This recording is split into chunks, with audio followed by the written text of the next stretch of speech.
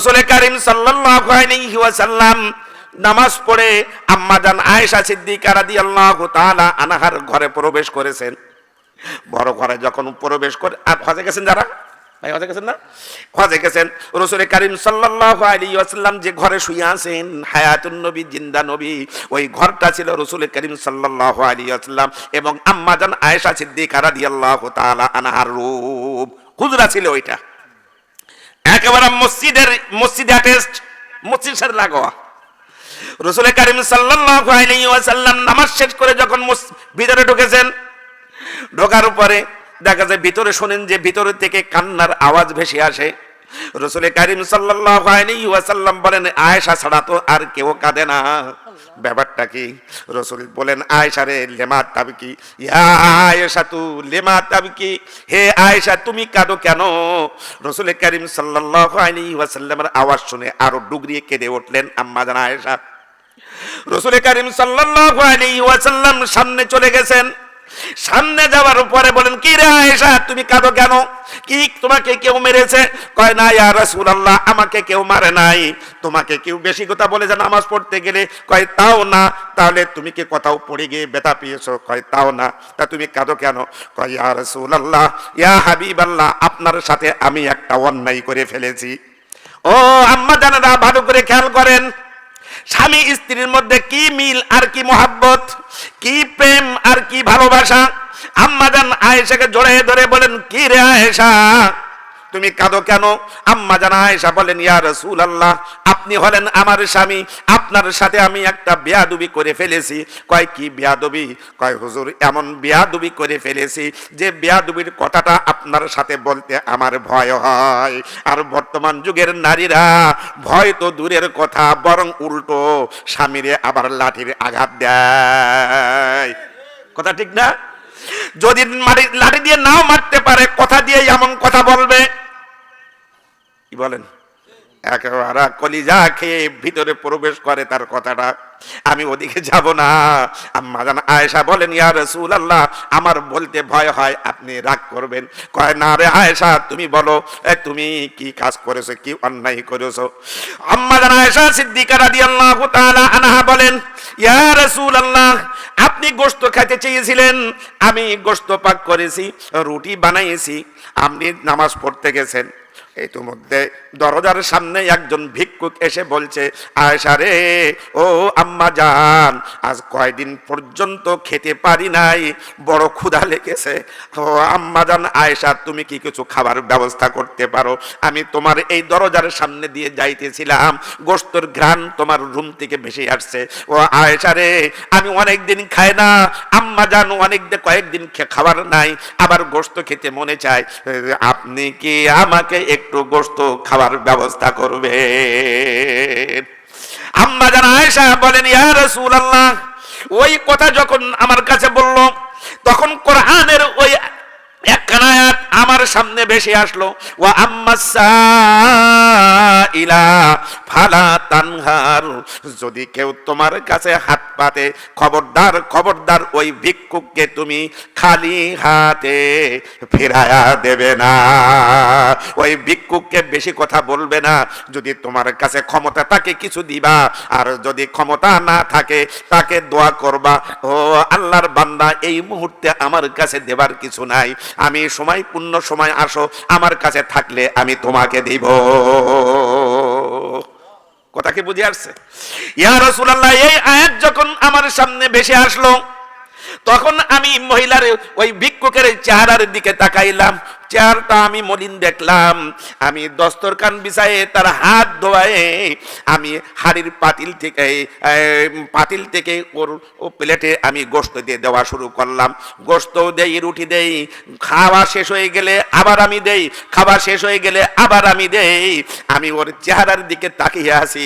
ও যে কয়দিন ওয়ানাহারি আমার জানা ছিল না, ও খায় আর ওর চেহারার দিয়ে আপনার খুশি খুশি ভাব বাহির হয়। ওর খুশির দিকে আমি চেয়ে তাকিয়ে আছি, হাড়ির দিকেও আমার খেয়াল নাই, রুটির দিকেও আমার খেয়াল নাই। আমি দিতে দিতে দিতে দিতে এক পর্যায়ে যখন হাড়ির দিকে তাকাইলাম, দেখলাম আমার হাড়ির মধ্যে আর কোনো গোশত নাই, আমার হাড়ির মধ্যে আর কোনো গোশত নাই। আমি ওনাকে কিন্তু ওনার চেহারার মধ্যে একটা আনন্দের ভাব আমি দেখেছি। আল্লাহর বান্দি খেয়ে চলে গেছে, ভিক্ষুক খেয়ে চলে গেছে। হঠাৎ আমার মনে আসলো, আপনি যে গোশত খাওয়ার কথা বলেছেন, আপনারে আমি কি খাইতে দেই? ইয়া রাসূলুল্লাহ, ইয়া হাবিবাল্লাহ, এখন এই অন্যায় কাজটা করেছি, আপনার জন্য গোশত রান্না করেছিলাম, এক টুকরাও গোশত তো পাতিলের মধ্যে নাই। আল্লাহ রাসূল সাল্লাল্লাহু আলাইহি ওয়াসাল্লাম আম্মা জান আয়েশাকে বুকের সাথে জড়ায়ে ধরলেন। জড়ায়ে ধরার পরে বলেন, আয়েশা রে, তুমি খারাপ কাজ করো নাই, তুমি তো একটা ভালো কাজ করেছো, কোরআনের উপরে তুমি আমল করেছো। ওয়া আম্মা সাইলা ফালা তানহার, তুমি একটা ভালো কাজ করেছো, তা তুমি এ নিয়ে চিন্তা করো কেন? আমি তোমার উপরে কোনো রাগ করি নাই, তোমার উপরে কোনো অসন্তুষ্ট না। আসো হাড়ির কাছে যাই, পাতিলের কাছে যাই, যা আছে তাই আমরা দুজনে ভাগ করে খাই। আম্মা জান আয়েশা বলেন, ইয়া রাসূলুল্লাহ, এক টুকরো গোশত আমাদের পাতিলে নাই, কি খাবো? রাসূল বলেন যে না, আমি যা আছে তাই ভাগ করে খাবো, চলো। আম্মা জান আয়েশাকে রাসূল দয়ার নবী বুকের সাথে জড়ায় হাড়ির পাতে বসে দস্তরখান বিছাইয়েছেন। ও আম্মা জান ভালো করে খেয়াল করেন, বিসমিল্লাহর আমল কত সুন্দর, কত ফজিলত, কত বরকতের। এবার আম্মা জান আয়েশাকে নিয়ে বললেন, এই গোশতের পাত্রটা আমার কাছে নিয়ে, খেয়াল করতেছেন আপনারা, গোশতের পাত্রটা আমার কাছে নিয়ে আসো, রুটির পাত্রটা আমার কাছে নিয়ে আসো, দেখি কিছু করা কিছু হয় কিনা, মুছে মাছে কিছু খাওয়া যায় কিনা। আল্লাহু আকবার। আম্মা জান আয়েশা বলেন, ইয়া রাসূলুল্লাহ, কিচ্ছু নাই, কি দেব? কয়, তুমি নিয়ে এসো পাতিলটা এনে যখন রসুলের কাছে আনছে, ঢাকনা দিয়ে ঢাকা, রসুল এবার ঢাকনাটা উঠাইছেন। উঠাইতে দেরি হয়েছে, ওই পাত্রের মধ্যে যে পরিমাণ গোশত রান্না করা ছিল, ওই পরিমাণ গোশতর থেকে এক টুকরাও কম নাই, এক টুকরাও কম নাই। আম্মা জান আয়েশা আরো আশ্চর্য হয়ে গেলেন, ব্যাপারটা কি? আমি তো রাসূলুল্লাহ সাল্লাল্লাহু আলাইহি ওয়াসাল্লামের কাছে মৃত্যু প্রমাণিত হব, আমি বললাম এক টুকরা গোশতও নাই, এখন দেখছি গোশত ভরা, যে পরিমাণ রান্না করেছেন ওই পরিমাণ গোশত সাজানো। এই গোশত আসলো কোত্থেকে? রাসূল কারীম সাল্লাল্লাহু আলাইহি ওয়াসাল্লামকে লক্ষ্য করে বলছেন, ইয়া রাসূলুল্লাহ, ইয়া হাবিবাল্লাহ, ও আমার প্রাণের স্বামী, আমি কিন্তু আপনার সাথে মিথ্যা কথা বলি নাই। আপনি মনে করেছেন যে আমি নিজে খাবো বলে মিথ্যা কথা বলেছি, আমি মিথ্যা কথা বলি নাই। আমার মাও কোনোদিন মিথ্যা কথা বলেন নাই, কারণ আপনার জবান দিয়ে আমার আম্মার প্রশংসা বাহির হয়েছে। আমার আম্মার চেহারা উম্মে রুম্মানের চেহারা, জান্নাতি হুরের চেহারা।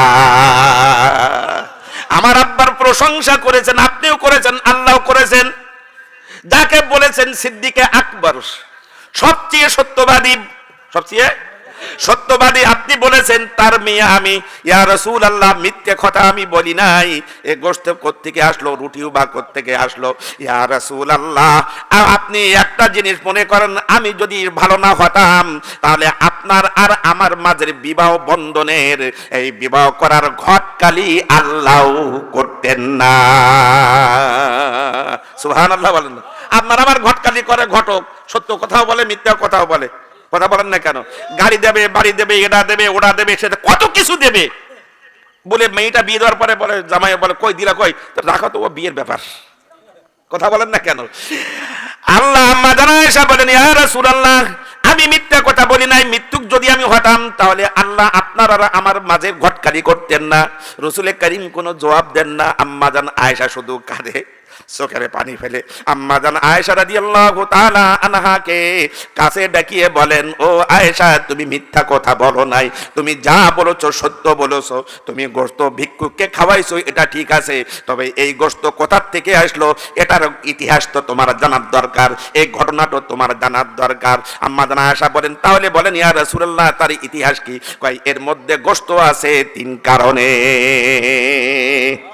জোরে বলেন না, আরো জোরে বলেন। তুমি কি শুনবা? 3 কারণ কি? কয়, আমি তো শুনতেই চাচ্ছি, নাই তো মৃত্যু হয়ে যাব। এক নম্বর হলো আল্লাহু আকবার, 1 নম্বর হলো আমি যখন পাতিলের ওই ঢাকনাটা উঠাই, ঢাকনাটা উঠার সময় আমি বলেছিলাম বিসমিল্লাহ জোরে বলেন বিসমিল্লাহির রাহমানির রাহিম। এটা এক নম্বর। এটা কি? দুই নম্বর কারণ, সংক্ষেপে বলছি। দুই নম্বর কারণ হলো আমার হাতটা হলো বরকতি হাত। রসুলের হাত কি?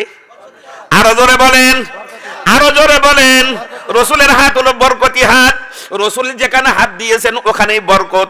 রসুল যদি সাল্লাল্লাহু আলাইহি সাল্লাম কারোর মাথায় হাত রেখেছে, ওই মাথায় জীবনে জাহান্নামের আগুন লাগবে না। জোরে বলেন না কেন?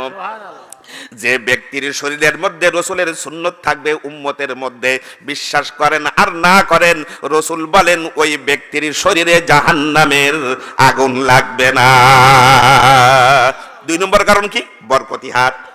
আর তিন নম্বর কারণ হলো, ও আয়েশা শুনে রাখো, মন খারাপ করো না। তুমি যে ভিক্ষুককে দিয়েছিলা, সাহেলকে দিয়েছিলা, ও আম্মা সাইলা ফালা তানহার, তুমি যে দান করেছিলা পৃথিবীর কেহ দেখে নাই। তুমি কি খাওয়াইছিলা পৃথিবীর কোন মানুষ দেখে নাই। দেখেছেন একমাত্র কে? একমাত্র আল্লাহ দেখেছেন। ওই দানের, তুমি যে দান খাওয়াইছো, দান করেছো, আল্লাহ পাক তোমার জন্য জান্নাতের থেকে গোশত নিজ হাতে রান্না করে তোমার পাতিলের মধ্যে ভর্তি করে দিয়েছে।